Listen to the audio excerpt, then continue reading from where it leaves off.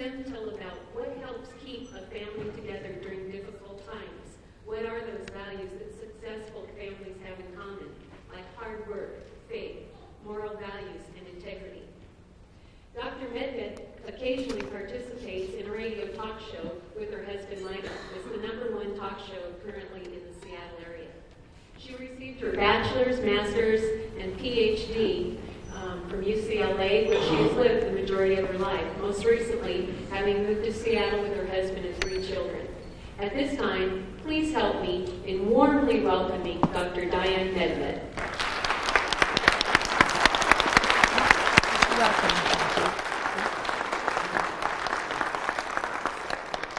Thank you, Sandy. Thank you, Dr. Stewart. Thank you all for being here. I'm delighted to be in Coeur d'Alene. And that lavish introduction reminds me, especially on this topic of the family, of Lyndon Johnson, who once received a very similar lavish introduction and responded that he only wished his family could be there. He said, my father would have appreciated it and my mother would have believed it. So thank you again, Sandy. I'm going to be talking about the historical development and the survival of the family, which fits in with the theme of this Popcorn Forum. And I'm going to be proposing some premises and asking you a few questions, and I hope you'll feel free to participate. That's why I asked that the house lights would be up a bit so that I can hear some of your ideas, and maybe we can have an interchange on some of these topics. I have a premise, which is that the criteria for judging the family, the success of the family, has changed from objective criteria, which historically we've been able to apply, to now subjective criteria. How does it feel? How does it feel to me? I'm a clinical psychologist, as part of the lavish introduction mentioned, and one of the things I spend a lot of time doing is working with couples and with families in finding out what are their problems and how do you solve them. And I hope that we can discuss some of that regarding the survival of the family now. But I'd like to say that in looking at the literature about how the family has come into being, there have been many different approaches to it. But I decided that after going through quite a bit, that really the family, in its many incarnations, and as you know, the biblical account would claim that it even started with the first man and first woman, and that it's ordained by God that men and women should come together, marry, and form families. Even from that introduction, even from that time long ago, there have been basically 4 functions that the family has served. And those functions have changed over time, and I'd like to discuss each one of them, ask you a little bit about them, and why you think there might have been some of these changes. I would probably say that one of the most disastrous changes occurred after World War II. And that is that we moved from having consanguineal families, that means families who live together across a different generational sphere, older people, younger people, grandmas, grandchildren. It changed from that model to the nuclear family of just parents, children, spouses, just the parents and kids living together. This has to do with changes in the first area, the first function that I found in all the literature describe the functions of the family. And that is, the family is a context in which people get their physical needs met. They need to get those physical needs met. Now, what does that mean? Well, they need shelter, they need food, they need a way to raise children, some way to manage all of this. And I'm wondering, why was there a change? From people living together in these blood-related organizations with so many generations and so many people, to now these little nuclear families that move around at will from one another and don't ever stay together. I think everybody has in their history, in their family history, some example of the multi-generational families that existed until relatively recently in our history. I know my husband mentions all the time his Aunt Irene. There was a maiden aunt, and I think every family had one of those. Aunt Irene came to live with his grandmother when my husband was a little boy in Philadelphia, and the 2 older women would live together, and they lived above a little shop a little 5 and 10 shop, and in their spare time they would watch wrestling on TV and weave little hair nets. And it was an extended family because Michael's parents lived down below them in the shop, in the building in Philadelphia. Michael, another generation, was there in their care because the parents were off working and getting their degrees. And he recalls this fondly because not only was it the family itself multi-generationally spread out there in Philadelphia, but there was a close-knit community that supported these multi-generational families and allowed them to transmit values in an almost effortless way. The expectations of children were pretty much like the expectations of parents. And the expectations of parents in one house were very much like the expectations of parents in other houses. So it was a very different kind of dynamic from what we find now with the individual families that move around quite freely and quite guiltlessly from one another. We've basically moved from the idea of familialism to individualism for getting these needs met, for getting these physical needs met. Old people used to be able to count on coming back home to live with their children. But we can't do that anymore because individualism means that me, myself, is the number one thing in our lives. I think really the me decade, the me generation, started in the late 60s when those of us in the baby boom generation decided that we could throw out all the conventions of our parents, the sexual mores, and all the different rules that we thought were outmoded, and start again building the civilization around ourselves, assuming we'd never get old, assuming we'd never die, assuming none of those things that happened to our parents, like wanting a big house, that materialistic way to think, would ever happen to us. So I have a question to you, though. What do you think caused this kind of change? What do you think, why would that happen? Any ideas? Yes? I hate to say it against my own gender, but I really think it was women's lib that really kind of started the ball rolling, and somewhere along the way, as we went from equality, we lost a lot along the way. Okay, I'll repeat her answer. She said she doesn't want to speak against her own gender, but women's lib, in going for equality, lost a lot along the way. Does anybody agree with that? Yes? I see some heads nodding. Yes? Oh, you're agreeing. Good, good. Does anybody disagree that women's lib had a profound impact on how we view families in a familial way or an individualistic way? See, I do think that that was very important, but I don't think that that was the beginning of the change. I think that had an important impact on it. And when women were taught that they could do anything they wanted independent of men, then there was no need to be in families. Because why do you need them? What do you need them for? So I think that's very important. Well, we're talking about function here. And when you look back over history, and you look at agrarian societies, those who had to farm and make all their own needs met, families were focusing on the producing of the food and the making of the garments and the making their shelters, all those basic needs. They also had to fight off enemies. Could be other tribes, could be Indians, but fighting off enemies was a big part of life. These were the basic needs that the family could serve. But then when industrialization came in, and that's why I say it started earlier than women's lib, when families in America in particular became very industrialized, no longer were they the ones providing for their basic needs. All of a sudden, they became consumers rather than producers. And the only thing that they really had to do was make enough money so that they could get what the other people were producing, so that they could consume.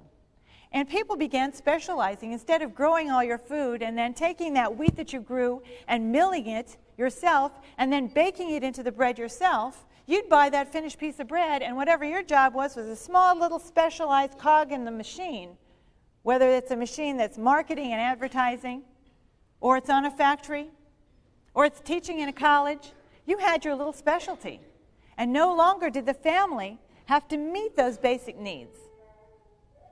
We had them met by other people. And I think industrialization was a big factor, especially in the middle part of this century, when after World War II, people came home in a society that was used to making planes and aircraft carriers and everyone being mobilized. What do you do with that talent? What do you do with that industrialization? What do you do with that skill? Well, you make houses in the suburbs, and you make washing machines and dishwashers, and you become a consumer society. This changed the role of the family from being self-sufficient to being dependent, from being producers to being consumers. So let's look at some of these physical needs that the family met. Now, a lot of these things have changed over the years. When we're looking at the history of the family, we're not just looking in the recent history. There's been a lot of time here that we're looking at. But for example, health. In the old days, there used to be a shaman in the tribe who might be able to help you with your health needs, however they helped you. Sometimes they would let blood out, or they give you a funny potion, and maybe it worked, maybe it didn't. There were a lot of herbs that did work. But the health needs would be met within the community, within the family structure, and especially within the extended family. There might be a grandmother who knew all those herbal remedies that would pass down those recipes to her daughter. And they would keep this within the family, and that would be a function of the family to keep the health care methods passed on from one generation to another. What about protection from enemies? How many of us go out today with a spear? Which is what people had to do for so many hundreds, thousands of years.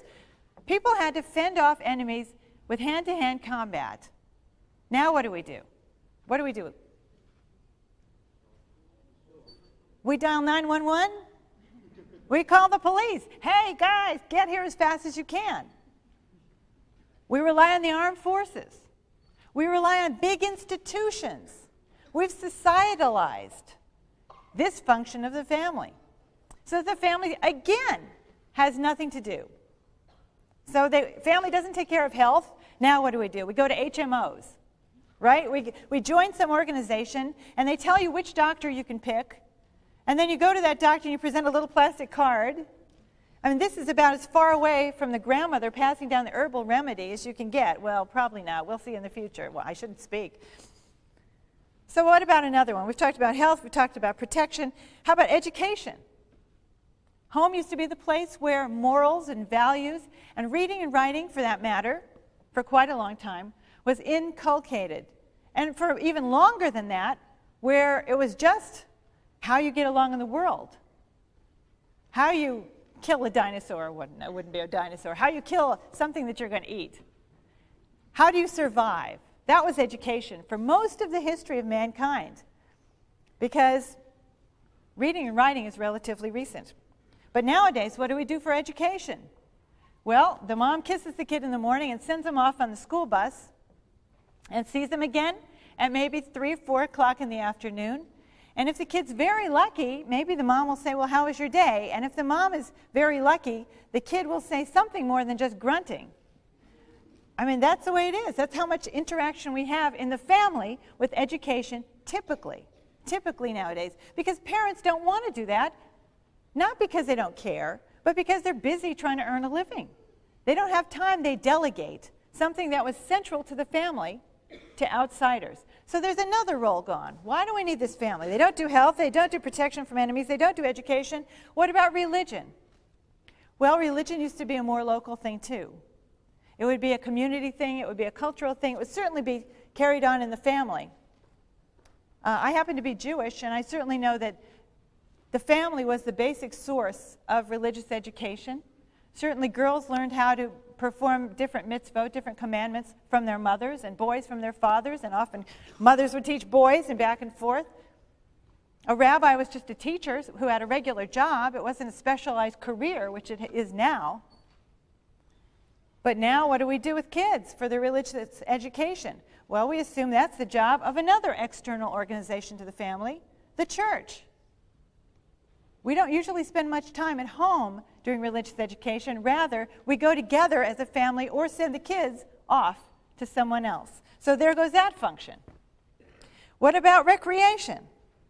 Well, since video games and TVs and personal computers and taking a million kinds of lessons all the time, has this become more of a family event or less?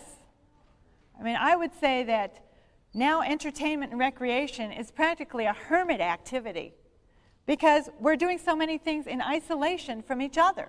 And it's very common to find families where they don't even sit down to dinner or breakfast or any meal. They grab food on the run because they all have so many appointments. They all have so many different activities pulling at them, tugging at them, that keeps them from that role of the family too. Recreation. And what about getting food, the most basic of human needs? How do we get our food? Do we need the family for that? Do we need the mother to go out and gather berries and the father to go out with a bow and arrow or a club and kill a rabbit? That's pretty far from our reality. And that stopped fairly long ago, although I would say at the beginning of the century it wasn't that unusual to have a mother go out in her backyard and grab a chicken and slice off its head for the chicken soup for dinner. But things have changed. Now we have 24-hour markets, commercials of pizza with stretchy cheese that can be delivered in 10 minutes to your door, fast food restaurants that give you a complete breakfast for 55 cents. I mean, what's the point? Why should we make food at home? I always wonder why we spend so much money on welfare for food for poor people when they can really eat very well at fast food restaurants on very little. In fact, it's the opposite now. Instead of encouraging people to eat food, the family now is basically a place where we're taught that we should start resisting food. Isn't that amazing? Don't eat that, it's high fat. Don't eat that, it's high calorie. Don't eat that, it's a carcinogen. You should have too much sugar. You're too much sugar. You've got to resist food. Instead of making a place where food is something positive for the family, now all we do through our TVs, through our getting together, through our critical eye of each other and the standards that TV and movies have put forth about what's an attractive form on a person, we've made the family a place where we're taught to resist food rather than gather food or supply food, which was the basic function of the family. We're going backward. Why do we need to have the family? I think of a book. I have 3 kids. I have a 4-year-old son, a just turned 8-year-old daughter, and a 10-year-old daughter. And I was reading recently a book that my little 4-year-old had. It was called Socks for Sale. And it described a reality that brought back to me the original idea of providing food in a family context. Maybe you know this. It's kind of a classic book. It's this poor couple, and they don't have very much money, and they're dreaming of having some cheese and some milk. They're dreaming of cheese and milk. I mean, I just go off to the QFC. It's no big deal, open 24 hours. But they're dreaming of cheese and milk. So what do? The wife gets a bright idea. She's going to take some of her husband's sweater and unravel the yarn and knit a sock and knit another sock and sell it to the neighbor who has a cow so she can get some cheese. This is so far from our reality. The old story, it's quite famous. She knits the socks, and then she keeps unraveling his sweater until he's got like nothing on, and he goes over finally with the last bit of yarn used up in a sock to buy the cheese, and there's only enough for 1 sock left. And he goes over, instead of with a pair of socks, he's got 1 sock, and he says to the family with the cheese, "I'm sorry, but all we have is 1 sock." And the woman there who owns the cow says, "1 sock, that's just right. I just need that much more to use all that yarn to knit a sweater for my husband." She's been using the yarn. But anyway, that's how personalized food procurement was. And what about shelter? Well, when we get down to that idea of changing from familialism to individualism, what do we need? More shelters or less? Frankly, we need less big shelter and more individual cubicles. Because now, single people can't wait to leave home at 18 and go either live in a dorm, like some of you might, right here, or go get their own apartment, strike out on their own. The intergenerational support system is not only unimportant, but it's considered undesirable. The individualism has changed the whole concept of shelter from being something that might be a homestead passed down from generation to generation on a secure plot of land that they call home, that they feel attached to being mobile, to being totally impermanent, to being something that you don't care about anymore, thereby destroying the fabric of communities, because you know you're going to move. The average family in the United States moves every 4.5 years. 4.5 years in one place, in one house. Well, so what do you care if you get stains on the carpet? You're only renting. Or what do you care anyway if there's a foundation part that's sort of leaking, because you're going to be selling the house. And that's the next person's problem. So we're undermining the family in all of its basic functions in terms of a context of meeting our physical needs. That was a very basic function of the family. We're not doing it anymore. By objective criteria, the family is failing in this most basic of its missions. So that's the first area. The second one is the family as the source of a person's identity and a person's role in life. Now, of course, in the traditional family, a person's identity was partly determined, and in other cultures around the world, by what family you're born into. If you're born into a particular caste in India, then your life is pretty well spelled out. You know what you're going to have to do. You know who you're allowed to marry. You know where you're going to live. Birth was the determinant of what your life was going to be. Your family was your life. It was so critical and so central to your identity. The physical place where you were born. Again, if you're inheriting a homestead, that's where you're going to stay. You don't have money to go off and buy something different. This is your home. You're attached to it. There's a physical place. It might be a trade that is inherited. You know, father and son on the name of a store. It used to be the American dream. Passing down the same family business, passing down the same trade, teaching your son, who is then your apprentice, or your daughter, who is your apprentice, how to follow in your footsteps. This sense of identity was given to somebody just by being in a particular family. Surnames is another thing that family gave to people in order to give them an identity. And a lot of people had surnames based on their trades or based on their places where they lived. Family identity meant who you were. But look at it now. If you look at somebody's last name, does that tell you anything about them? Half the people nowadays are making up their names, you know, Moonbeam or Sunstar or whatever it happens to be. Actually, I'll give you a brief confession. You won't tell anybody, but when I was in college, I had one of these, you know, I'm baby boomer, what can I say? And I sort of made up a name and took a last name as Elvinstar. So I actually have 2 books under the last name Elvinstar. That was before I met my husband. But, you know, a lot of people, what does name mean? Well, nowadays, name means what you want it to mean. It doesn't mean a connection to anybody in particular, especially nowadays that people are keeping their original names. Women now don't get married and take their husband's name. It doesn't mean that she's got an attachment. You don't know, if you see a kid and the parents have a certain name, you don't know if the kid has the same name. It does not confer identity. It does not confer role anymore. So that important function of the family has too gone by the wayside. So why do we need the family?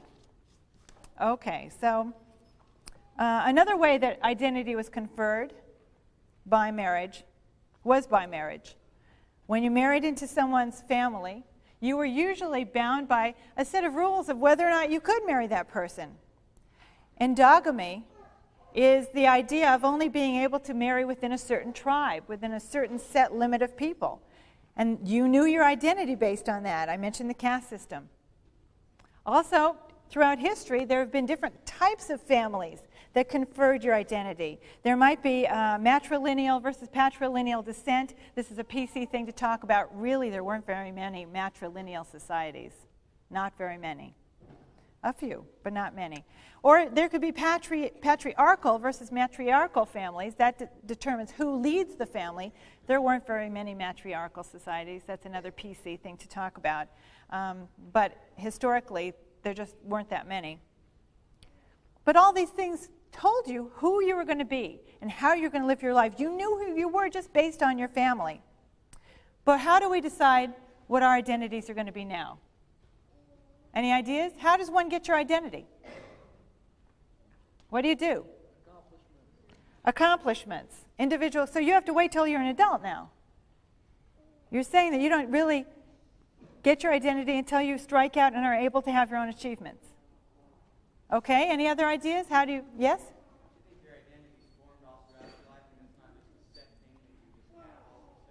Well, you're talking about identity in a different sense, and I think you're right. If you talk about internal identity of who you are and what your character is like, and the kind of person that you are interactively, one-on-one, how you behave, that's formed all the time, and that was formed all the time in those days too. But that's a subjective kind of identity, and I'm talking more of objective identities, where somebody could see on paper all these different things about you and then predict what you were going to be doing that day and who you were and where you're going to be living. Nowadays, you see somebody's surname, it doesn't predict where you live.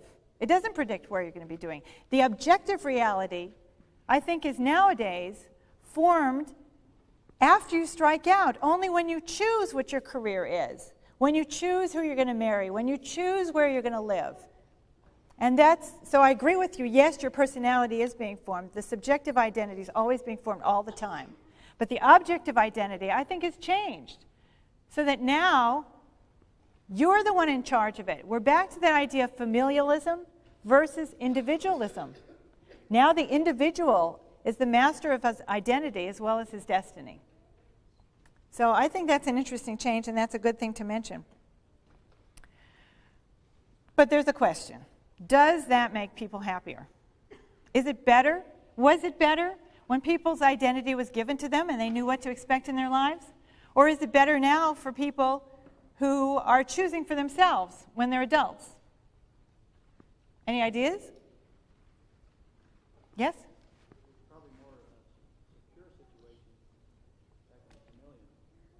He said it's more secure, probably it was more secure with a familial kind of orientation where you knew what to expect. Anybody disagree with that? No? Yeah, you can say. I think it's wonderful that we can select areas that we want to gear ourselves toward, and we have freedom to do that. She said it's wonderful that we have freedom of selection. Yes?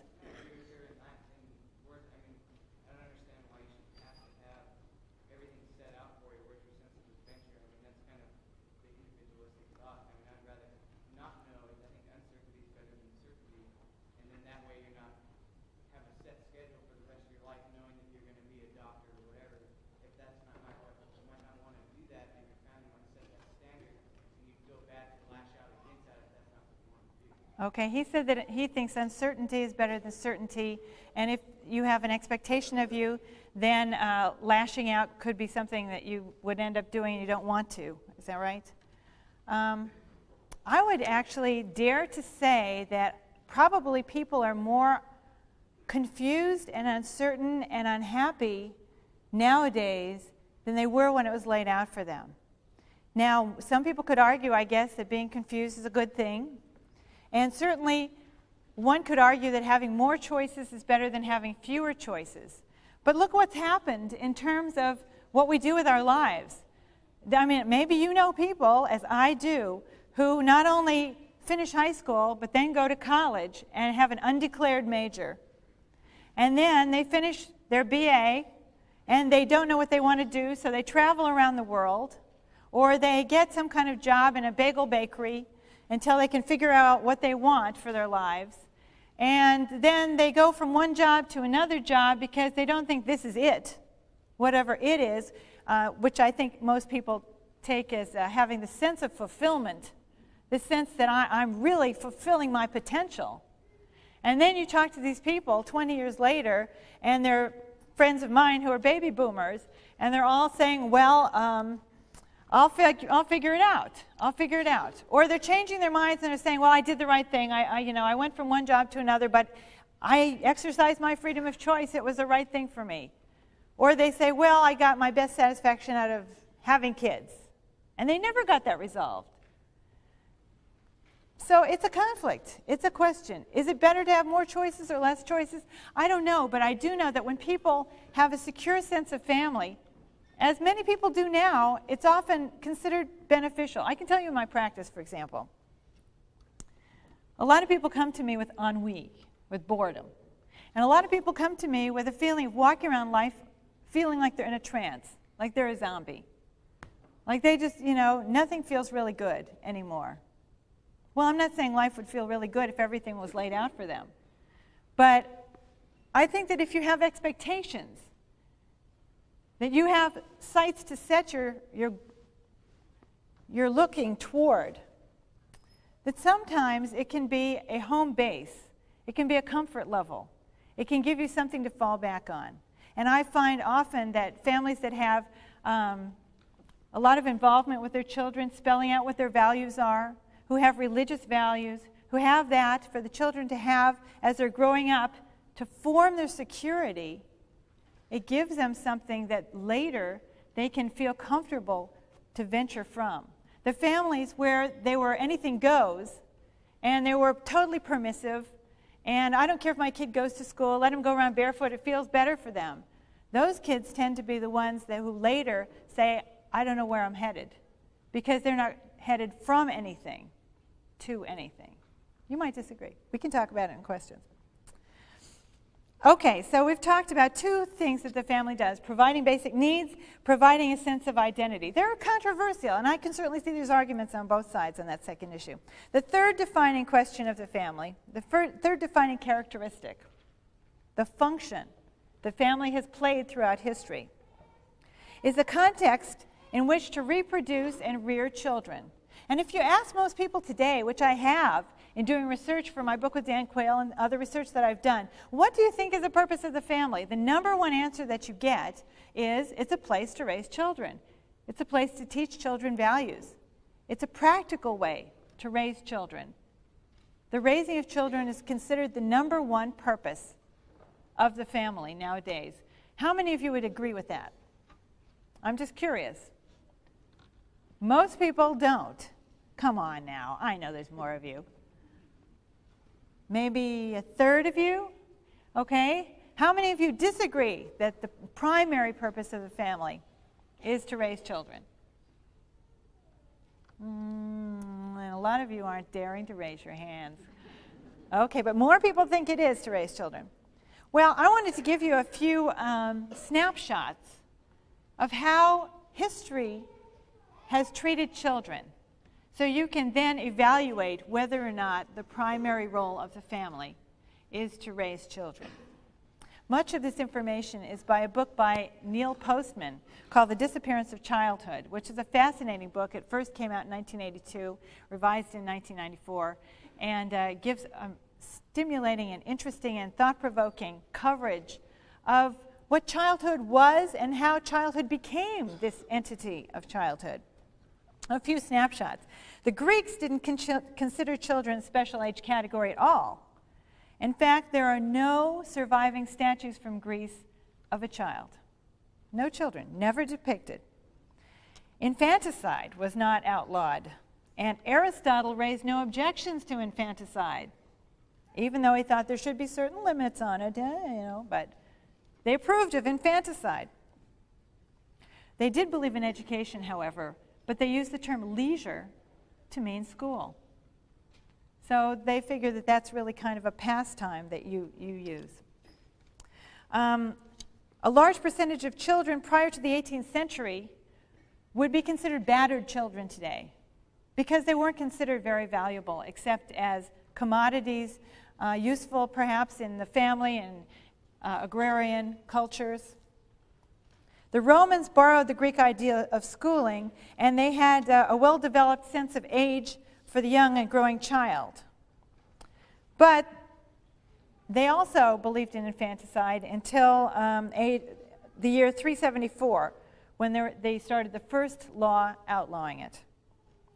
But after Rome, there isn't even any attention to education for at least 1,000 years.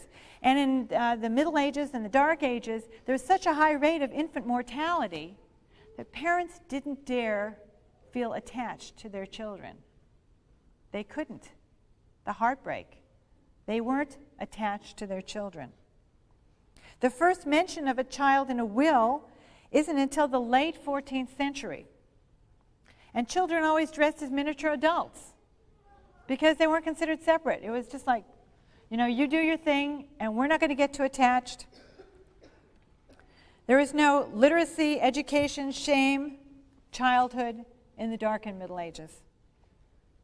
In fact, in the Middle Ages, childhood ended at age 7 because that was the age that children had command over speech. And that's actually recognized in the Catholic doctrine that has a child coming of age at age 7 in order to know the difference between right and wrong. That was considered the age of reason. The idea of shame is really the basis of separating adults from children, according to Neil Postman. There was no childhood until there was the idea of shame or secrets that adults could then differentiate themselves from children with.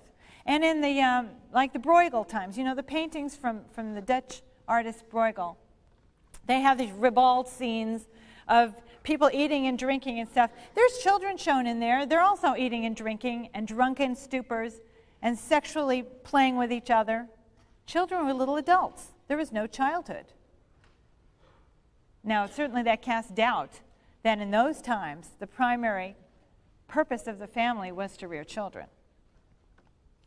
By the end of the 16th century, children did wear different clothes from adults, and they even were given separate names. You know, before the 16th century, a parent would name all the children the same name, maybe differentiated by birth order, because most of them would die. And you'd be lucky if you had one or two who survived. But in the end of the 16th century, they started to give them names, separate names. And then in 1744, the first children's book was published. That was by John Newbery, who was a printer at the time, and it was called Jack the Giant Killer. And Neil Postman says that that was the biggest turning point. That was the thing that defined childhood. Why? Because when books became available and literacy became popular, then those secrets that adults had that could then separate them from children could be valued, could be put in a book. And there could be something that a parent could withhold from a child and thereby separate childhood from adulthood. That was when childhood came about. That was the turning point. And it wasn't until the mid-1700s that that happened, that childhood was created. So we really don't see that purpose of the family as rearing children until the middle of the 1700s. That is so recent in the course of history. It's an amazing thing. And yet, most people still think that's the purpose of family. And childhood actually emerged in the countries that valued education. And it came out of the idea in Protestantism that people could own the Word of God. Now, what did that mean? You could get a Bible. You could actually have that. Protestants owned Bibles. Catholics were sort of reserved on that for a long time. But Protestants had Bibles in their homes. What does that mean? That means parents take the responsibility to teach their children values. Parents have a different role from children. And once people could read, the nature of the family and parenthood became changed because of schooling. Then kids could be sent off to learn to read. And the parents' expectations and responsibilities became more serious because they evolved into guardians and custodians, protectors, nurturers, while the children had this time of life where they went off to school to learn these skills and tasks that supposedly would then equip them for later life, separating childhood. I think it's all fascinating. We're talking about history in this series, and it's amazing how recently history shows us that children were really part of the family separately from adults. So now what happens? Here we are in the 20th century, soon to be 21st century. And how do we treat children? Well, now that we've got industrialization and everybody's specialized in their jobs, and we don't have to go out and club that rabbit, what happens? Well, the family can be together more. They have more leisure time. And the father can be at home and participate in raising children. And what happens? The family becomes child-centric. And now everybody raises their hand. Yeah, raising kids is the primary job of the family. Things have changed. Now children are wanted and valued, not just because they can help the family, they can help build a business or whatever, but they're wanted to meet a need that is newly arisen in the family. Remember, the family before met all these survival needs, met all these identity needs. But now what does the family do? The family is the only place where we can give and receive affection. And how can you do that most effectively beyond your marriage is your child. The most selfless giving of affection is to your children. And the greatest reward in most families is raising a child from infancy to a successful adulthood. What bigger accomplishment is there nowadays for the family? And there's a baby in the front so that we can even prove it. So cute. So we've changed this. Now, you're right to say that child rearing is the most essential thing, not just because we're producing good children, but because we're fulfilling ourselves that way and giving the family a purpose, which it doesn't have otherwise. The major purpose now of the family is to raise those children through the getting and giving of love. Something new. Which brings us to the fourth function of the family. Now, the other functions that we've mentioned were meeting the physical needs, giving somebody an identity, rearing children, and the last one is fostering the ability and the desire to marry, creating a spousal relationship, a love relationship. Well, should it be a love relationship? You got to look back at history. Westermarck, in his book, which is considered a landmark, The History of Human Marriage, 1921, said marriage is rooted in the family rather than the family in marriage. The family exists first. What came first, the chicken or the egg? Well, we've got the family first, because where do you learn to want to be married? By observing your parents, by observing their values and how strongly they tell you, when you grow up, you'll get to spank your kid too. From the moment that you're little and you get that potch on your tushy, as we say, you're taught that later on in life you will replicate that. It creates in you the desire to have a family, to marry and have a family. The family creates marriage. I thought that was interesting. Around the world, historically, there have been tribes who allow sexuality outside of marriage. But usually, they do end up pairing off, like the Trobriand Islanders, which is, I had to read that in graduate school, I guess it was undergraduate. Tribes of Polynesia and Tahiti. All these places, they may have had sexual freedom, but if the woman got pregnant, they got married. Or they had to get married. They were forced to get married, or they killed a baby. But marriage was, pairing off, has been almost completely universal. Marriage is central. In all human societies, a father is regarded as indispensable for each child, as is a husband for each mother. And that was actually, my husband, when he was 15, was the United States champion salesman for the Encyclopedia Britannica. So we happened to own a copy of the 1957 Encyclopedia Britannica. And they did survey the history of the family, one of my many sources. And it was interesting that in doing so cross-culturally, even in 1957, they found that marriage was the basis of family, and family the basis of marriage. Now, of course, most of the time, marriages were arranged. And one might argue, as I could see very strongly many people would today, that arranged marriages can produce better marriages, stronger marriages, because the criteria, as I mentioned at the outset of my talk, were objective rather than subjective. And people's expectations of marriage were that their partner would then live up to whatever it is they were built to be doing, rather than something internal to themselves. How do I feel today? The reason why we have such a high divorce rate in the last part of the 20th century, certainly compared to any time before that, was because our standards became internal and not external and objective. The Roman law had arranged marriage. There were 3 types. One of them had, like a quorum of people, and they do a sacrifice. In another one, they had a fictitious sale of the woman, and another one was like common law marriage. But they all were bound together. They also, by the way, had the underlying premise that the woman was the man's property and his chattel. But still, that was the way that they contracted it, and it was arranged.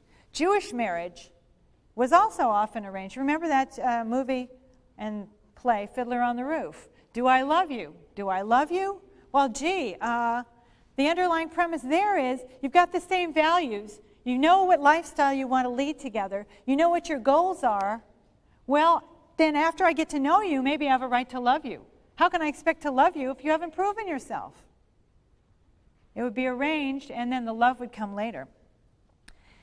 Canon law, as developed by St. Paul, brought forth the idea that lifelong marriage should be the goal. What therefore God hath joined together, let no man put asunder. That's Mark 10, verse 9. But they were still arranged marriages because the underlying values were determining what was going on there.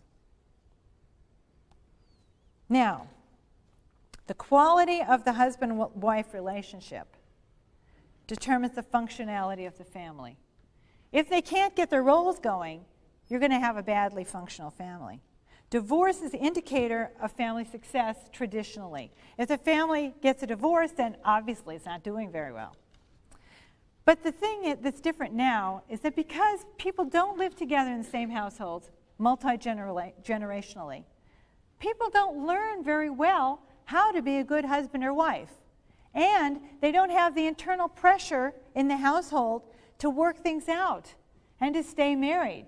They only have, in their little nuclear family, in their little apartment or their little house with a picket fence, they only have that internal gauge that says to them, I'm not feeling good right now, and I'm supposed to be feeling good. So if I don't feel good, then I'm going to go to my shrink and get validation for that, and I'm going to kick you out. Well, no wonder the divorce rate goes up. We've moved from familialism to individualism, and now whose standards do we have? We don't have great granny who says, oh, that happened to me. Look, here's what you do. You go in the other room, you sit for 15 minutes, you make sounds like you're crying, and he'll come in. Don't worry about it. We don't have that. We don't have that anymore.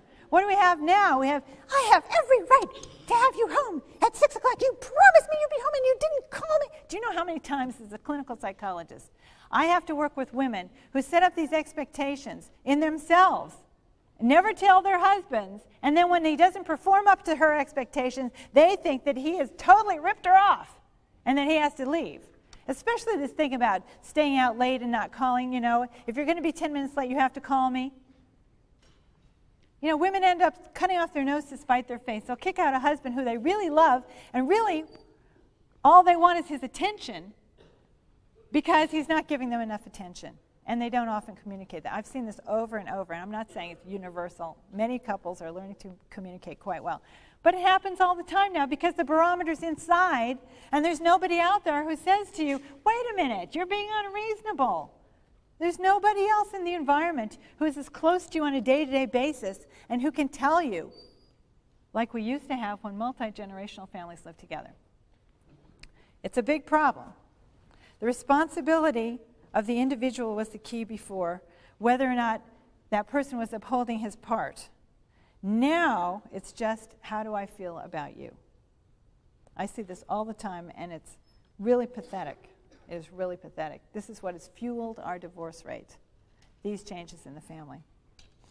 It was interesting to me that in that Encyclopedia Britannica that my husband sold so many of when he was 15, his poor mother had to schlep him around to county fairs to sell these encyclopedias, and he had these great methods for hooking people in. It was terrific.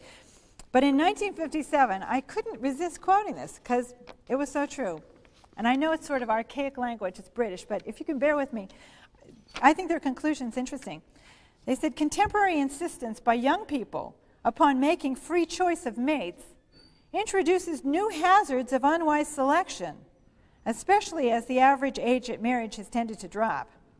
The uncertainties of making a wise choice have given rise, from arranged marriages before, to an impressive growth of both magical and scientific devices for predicting success in marriage before it is contracted. Like computer dating, great expectations, all these different things that we have now. They were right. They go on, the scientific method may have raised unjustified hopes that it could allay some of the perennial risks inherent in launching and conducting a family. There is, however, logically no direct appeal which can be made to science as to religion to strengthen the bond of marriage. On the other hand, it may be justifiable at least to hope that research and experiment will progressively become able to state the conditions under which an optimum outcome is attainable. A description of these conditions may resemble no existing form of family life. That I thought was interesting, because they saw marriage going downhill, and they didn't know what to do about it. They saw that we'd gotten very far away from these very original functions of the family. The functions to meet physical needs, which we discussed we don't do. The function of getting one's identity and role. The function of rearing children. And the function of teaching people how to be married and to want to be married. Do people get married now? Well, they do get married. They get married later. They often live together first. It really, I will say, it bothers me that when you pick up a women's magazine, a young women's magazine like Glamour, Mademoiselle, there's like a mindset. I don't know if you've noticed this, but they have this thing. If there's a way to live, first you grow up and you're a teenager and you learn how to put on makeup. Then you experiment with sex. Then you have your sexual experience maybe in high school, maybe early college. Then you meet a guy, you fall in love, you live with him. You don't marry him, you live with him for what, 2 years? This is like the magazine norm, 2 years. Then maybe you get married to him. Or maybe you don't. And they have story after story after story about young women who live with guys and then decide he's the one, or live with guys and decide he's not the one. What does this do to family? What does this say about how we've changed? The idea of virginity is something precious. It is having a revival, and there are different programs that are working to restore some of those values. There's something called True Love Waits, where teenagers come and take a pledge that they're going to wait for their special person. And there are abstinence programs and things like that. But when media all over are giving us this norm that you're supposed to not wait and that you're crazy if you do, it's very hard to combat and to get us back into reasons why we need the family. Well, one of the things I wanted to talk about was the future and how we can guarantee the family's survival. And one of the things I wanted to talk about in that regard was what I found when I looked at families that work nowadays. How can families make it in this world bombarded with media, this world where there are negative impressions being thrown at you at the checkout stand? You read about all the movie stars and TV stars who have 5 babies out of wedlock, who never want to get married again because, after all, the first 6 times didn't work. Or maybe they're still for marriage and they're going for 7. I mean, it isn't like it means very much. You read about families where you don't know the in-laws because there's the first set of in-laws and the second set of in-laws and the third set of in-laws, and you hear the stories of the grandparents who never get to see the grandkids because that was 2 sets of marriages before. We get all this. How do families make it? Are families making it? Is it possible? What can we do? Well, when I did my research across the country, I found that there were some surprising things that people are doing to guarantee the survival of the family, and I'd like to share some of those surprises with you. There's 4 things that relate to these topics that we've covered. Families that are successful today retain ways to objectively assess their success, rather than going by that internal, individualized me barometer that says, I'm not feeling good right now. I need what I want right now, which is so popular. In fact, I think the greatest epidemic in our culture isn't AIDS, it isn't teen pregnancy, it isn't drugs, which are making a comeback and certainly are a scourge. I think it's a national epidemic of whining. Whining. People are so complaining. They're kvetching. I think that's something that we really have to focus on. That you can look, instead of the feelings within, you can take a step backward and look on a broader scope and find a barometer that's going to give you more satisfaction. Here are the 4 things that I found a particular surprise. The families that were most successful had a very well-grounded sense of place. Sense of place. In my book with Dan Quayle, I interviewed 5 families very intensively, but I interviewed many, many more families than that all told, certainly selecting families. We did a questionnaire of 2,000 families. And I found that the ones that were able to feel most confident about their children were people who lived in the same neighborhoods since they were children. I had a family in East LA where the mother lived on the same block, and a family in downtown Indianapolis in a rather modest neighborhood who'd lived there her whole life. There was a black family in Chicago who lived on a 2-block stretch. They were the youngest, the people who lived there the least amount of time, and for them it had been only 23 years. And they made that 2-block stretch in the middle of the black ghetto a safe haven where every family looked out after every other family, where everybody knew where everybody's kid was. The family I interviewed, I talked to their 20-year-old son, and he said, you know, when I was growing up and I did something wrong, I'd get a whooping on this house, and then I'd get a whooping on that house, and a whooping here, and a whooping there. Everybody reinforced the same values, the same mores. And that sense of place where you know everybody is a way to maintain those values.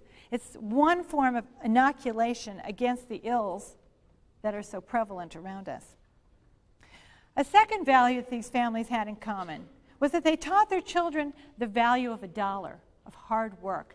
Now, the value of $1 was not in terms of what it can buy, which is what commercials are trying to teach you. Gee, you can get a new kind of beer, you can get a new car, you could aspire to a Lexus, you can go for this kind of jeans or that kind of Nike tennis shoes, whatever it is. Nowadays, commercials trying to teach you the value of $1 in terms of what you can buy. Oh yeah, it's on sale, save 20%, you can buy.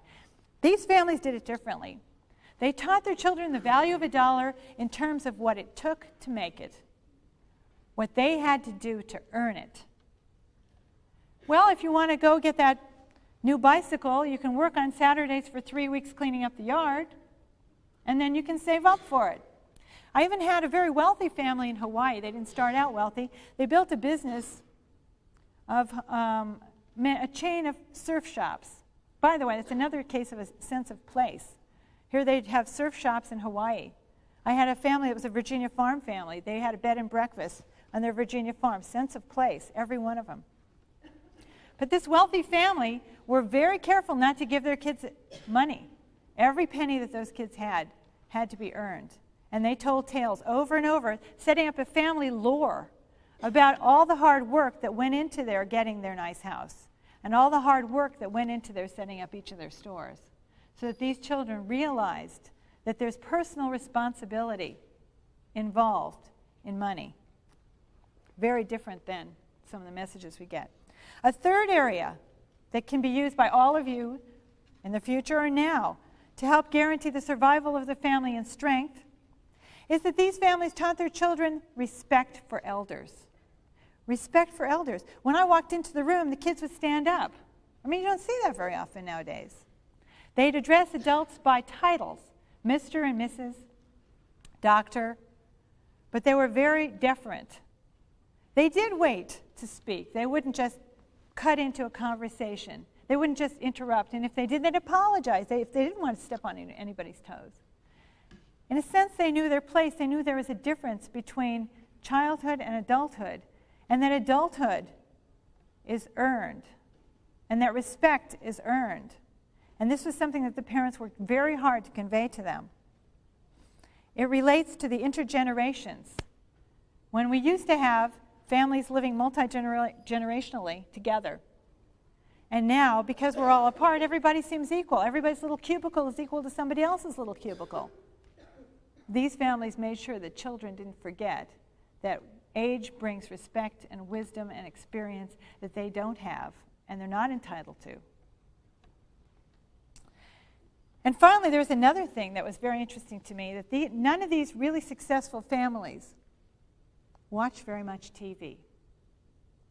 The parents didn't tend to have TVs in their bedrooms, which, by the way, is one of the things I tell couples who are having marital problems. Take the TV out of the bedroom.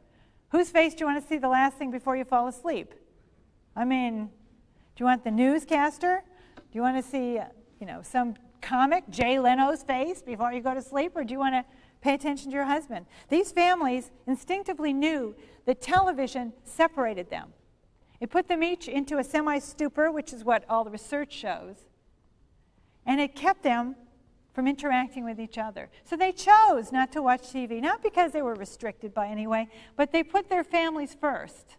They put familialism over individualism. And one more thing I want to mention, which is that these families all had a sense of gratitude and optimism. They told each other they loved each other repeatedly in the morning. They called during the day. They did things for each other. It was never any trouble to clear somebody else's dishes or to mow somebody's lawn or to take somebody and drop them off.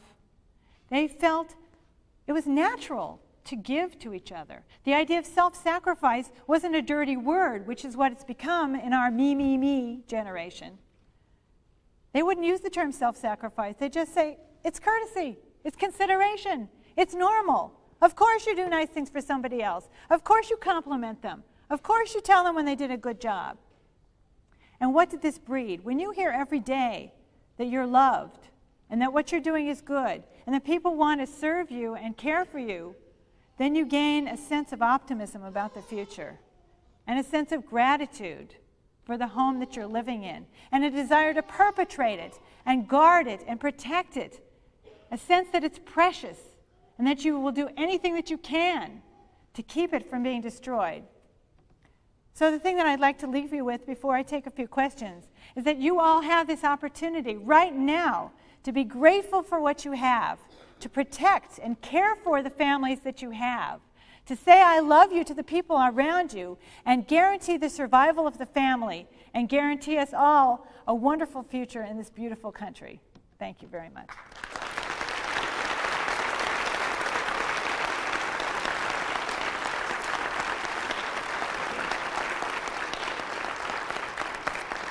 Okay, do we have any questions? I think we have a little time. Any questions? Yes, Justin. Of the successful families that you found, what influence did religion have on your family? Well, I would say that the question is, what influence did religion have on the families? 4 of the 5 that I intensively interviewed were religious. We had 2 Catholic families, 1 Christian family, actually two Christian families. One of the families was not religious at all. They were secular. And I think the thing that made a difference was that they had a healthy respect for the values of religion, that they didn't think religion was a crutch. They didn't think religion was something for other people, that they could see the wisdom in it and could apply it. And, you know, the thing is, if you can have respect for God, then it's easier to have respect for your own parents. And the 5th commandment, which is honor thy father and mother, is basically God saying, well, if you can honor them, then you can honor me. And it sort of works together. So that honoring, that whole process of honoring and respecting and realizing there's somebody greater or bigger or more important than you are, than your own barometer of what's right, was something that could motivate them. First of all, it's something they had in common.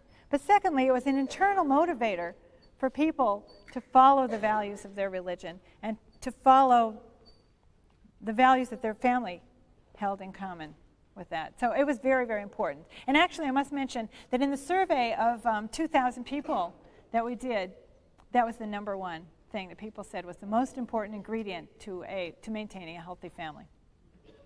Yes? How important do you think early education as to male-female biologic behavior characteristics is to successful marriages? Does that make any sense? No. Males and females behave differently. Right. And I'm not sure the students that I see or myself when I'm younger understand that they do. Men are from Mars, women are from Venus. Yes, yes, yes. You know, I have to tell you, that's one of my most popular speeches, is how I talk about the differences between genders that are, I mean, some of it's learned, but a lot of it is innate. A lot of it is innate. And I think that people would be very wise to be sensitive to those differences. And you're right, people are so dumb. First of all, that book by John Gray, I mean, I wish I'd written it, I'd be very wealthy. But he's right on many of those counts. Because women see the same event differently than a man will see it. Women tend to see, I mean, I could go through this lecture, it's very popular. Women tend to see things in terms of the human interaction, the feelings, the nurturing angles of it. I mean, it sounds like stereotypes. Well, stereotypes have a basis. Now, that doesn't mean that men are superior, women are inferior, or vice versa. It just means that they're different. And by noting those differences, you give yourself a head start in any interaction. If you negate those differences and say men and women are exactly the same, then you're going to be handicapped in those interactions. It isn't like, you're a bad person or a good person, one way or the other. We're not talking about that kind of value. We're just saying, look around you, open your eyes, and you'll see men and women are not the same. I mean, biologically, you start off differently. And, I could go on and on about some of these differences, but just in style of interaction. I mean this, you mean that. Learning how to clarify what each other is trying to say is a skill in itself. And you can do it if you have in mind, oh yeah, she's likely to be thinking this way. He's likely to be thinking this way. Now let's check that out. Because it lets you put yourself in the shoes of the other person. And that is always useful, and it's especially useful in a marriage. Because if you can pull away from your own anger for just a minute, first of all, I do another lecture on anger. Anger is always self-destructive. If there's one favor you can do for yourself, it would be to learn how to control your anger. Because you'll never get what you want by displaying anger. You'll get what you want by getting rid of the anger and approaching it with your mind. Okay, how can I get what I want, point A to point B? So that was a very good question. Thank you. Yes?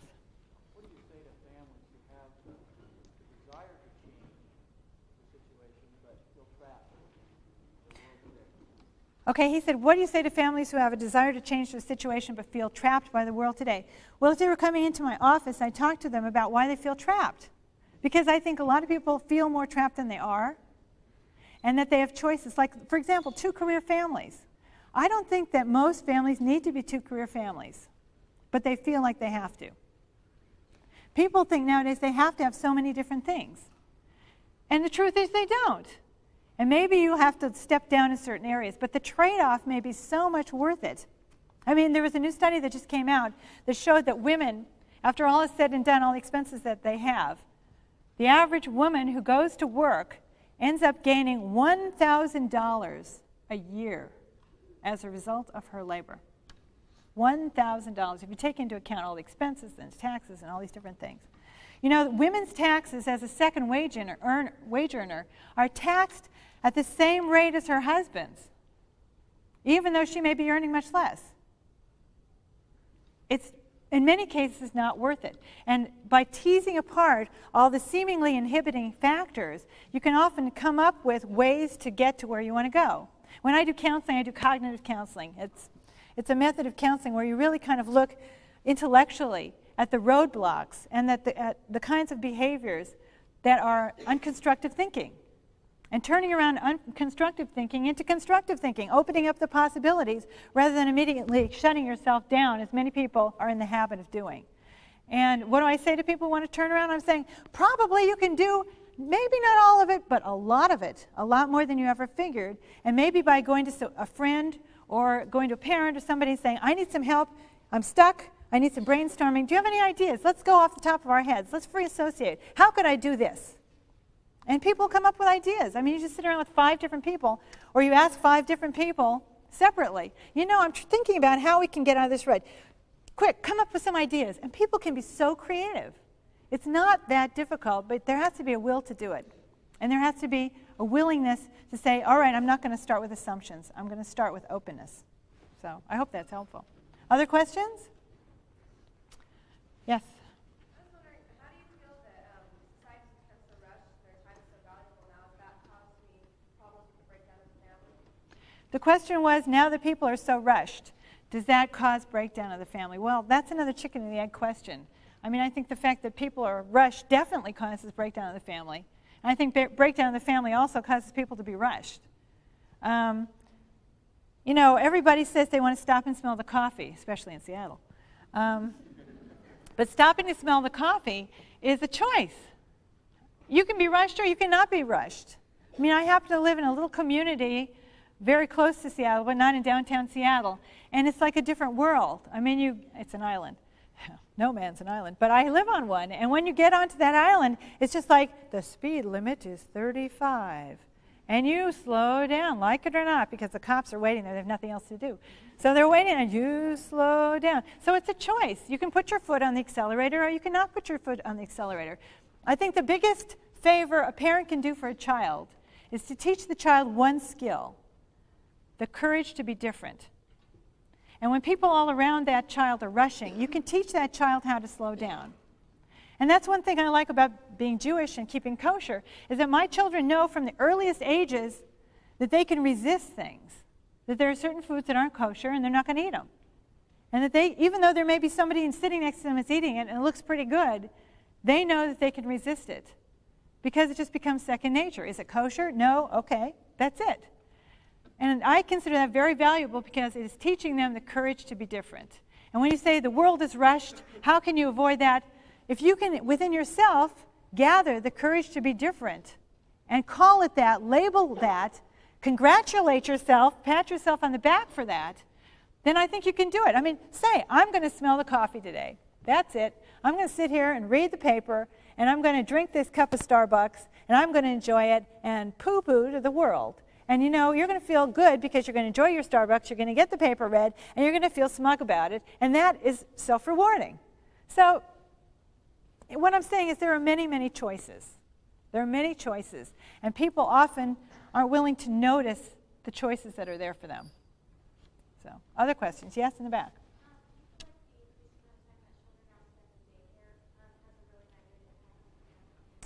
I couldn't hear all of your question. Is it that you're wondering if daycare has a negative impact on the family?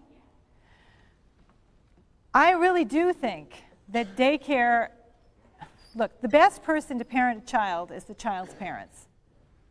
I don't believe that villages raise children. I believe parents do. And, you know, a lot of parents put children in daycare, and I don't think the children come out bad. I don't think the children are irreparably damaged. Well, in some cases, yes. But I do think that that time that the child spends in childcare is time that that parent can never recapture. There are studies that show that children in daycare have a much weaker bond with their parents than children who are with their mothers or fathers, their family, during the day. Now, it depends on you whether or not you think that bond is valuable. If you ask me, that bond is one of the most valuable things I've got going. And again, it isn't that children are going to turn out badly, but it's that there's something precious that's being lost. And I think people ought to realize the value of the family and how to grab onto it so that they can enjoy the precious time that we have here. Did you want to conclude here? Okay. All right, I'll take one more question. Yes. How do you feel about gay marriage and the familial possibilities of that? I think it's a complicated question. I mean, I think gay people should certainly have the right to get married. I don't think, however, that the state should necessarily sanctify it, but I certainly wouldn't prohibit gay marriage in any way, because I think marriage is a good thing. I think it's a good thing for anybody, no matter what your sexual orientation. I wouldn't redefine it because society has an investment in keeping it defined as between a man and a woman. But I still think that people, if gay people want to get married, that other people should honor that and say and consider them to any way they want to be considered. Just as if somebody says, call me Jane, I'm going to call her Jane, I'm not going to call her Margaret.